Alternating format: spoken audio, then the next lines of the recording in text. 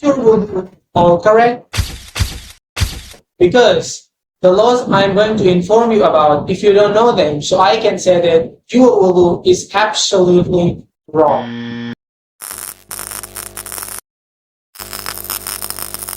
I'm Abdullah Rahim and I'm an Islamic student. We designed this channel to teach you some basic rules of Fiqh of Hadrat Imam Abu Hanifah. So today we are going to talk about the laws. They are too much necessary for the ablution because the key of Jannah is prayer and the key of prayer is ablution. As you know that there are 4 farais in wudu, but here are some more laws as well. That you must wash your chin correctly. If there is no beard, I mean that no single hair of beard you are having on your chin. Now, the second thing is, if you are having beard, now you have a thick beard. Now you do not have to wash all your beard, but you must wash the beard that includes and that's inside, that's in the frame of your face, and the beard that's outside the frame of your face, that's not important to wash at all.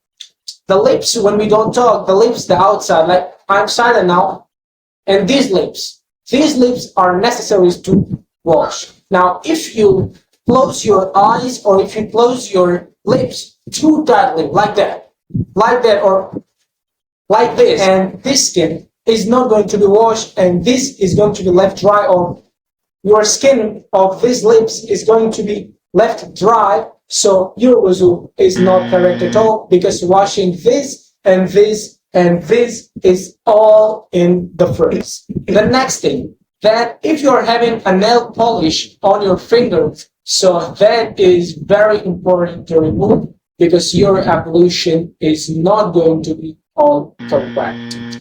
The next thing, that if you're having glue on your fingers and that has become dry, so now it's necessary to wash. And now, if your nails have grown too much bigger, like your nails have grown to this spot, and the head of your finger is covered under your nails, so you have to cut them. That's very necessary. And if you don't do that, so the answer is that your ablution is not correct. If you're having any kind of extra finger or any kind of extra elbow, so you have seen that people having 6 fingers, some of them having 7 fingers, and that is under the elbow, right?